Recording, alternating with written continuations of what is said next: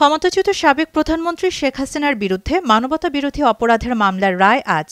এরই মধ্যে তিনি অভিযোগ করেছেন, ট্রাইব্যুনাল যদি মৃত্যুদণ্ড দেয় তাতেও তিনি বিস্মিত হবেন না, কারণ তার মতে এটি রাজনৈতিক প্রতিহিংসামূলক প্রহসনের বিচার। ব্রিটিশ দৈনিক ইন্ডিপেন্ডেন্টে দেয়া সাম্প্রতিক এক সাক্ষাৎকারে একথা বলেছেন তিনি। অন্যদিকে আন্তর্জাতিক অপরাধ ট্রাইব্যুনালের প্রসিকিউশন বলছে, ২০২৪ সালের জুলাই-আগস্টের গণ অভ্যুত্থান দমনে আইনশৃঙ্খলা বাহিনীকে প্রাণঘাতী শক্তি ব্যবহারের নির্দেশ দিয়েছিলেন শেখ হাসিনা। তাদের দাবি, ড্রোনের মাধ্যমে অবস্থান শনাক্ত, হেলিকপ্টার থেকে গুলি চালানো, এমনকি বোমা বর্ষণের পরিকল্পনার কথাও উঠে এসেছে অডিও প্রমাণে। জাসদ সভাপতি হাসানুল হক ইনু, সাবেক মেয়র তাপস এবং সাবেক ভিসি এস.এম. মাকসুদ কামালের সঙ্গে কথোপকথনের সেই অডিও আদালতে শোনানো হয়েছে।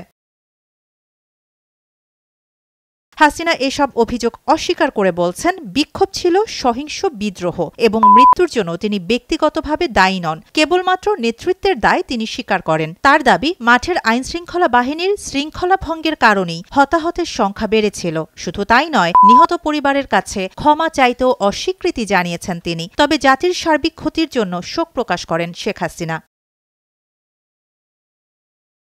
গত জুলাই মাসে বিবিসির এক প্রতিবেদনে বলা হয়, ২৪-এর ছাত্র আন্দোলন দমাতে আইনশৃঙ্খলা বাহিনীকে প্রাণঘাতী হামলার নির্দেশ শেখ হাসিনাই দিয়েছিলেন, যার সত্যতা তারা এক অডিও টেপ যাচাই করে পেয়েছে। বিষয়টি নিয়ে উদ্বেগ ছড়িয়ে পড়েছিল আন্তর্জাতিকভাবে। অ্যামনেস্টি ইন্টারন্যাশনাল ও জাতিসংঘ মানবাধিকার দপ্তর দুটি জুলাইয়ের সহিংস দমন পীড়নকে গুরুতর মানবাধিকার লঙ্ঘন হিসেবে উল্লেখ করে।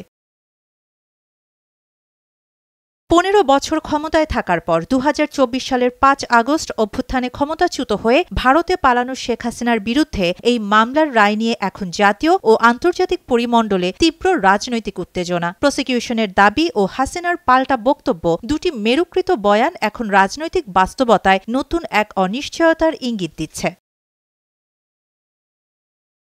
শাহানা জাহান, নয়াদিগন্ত।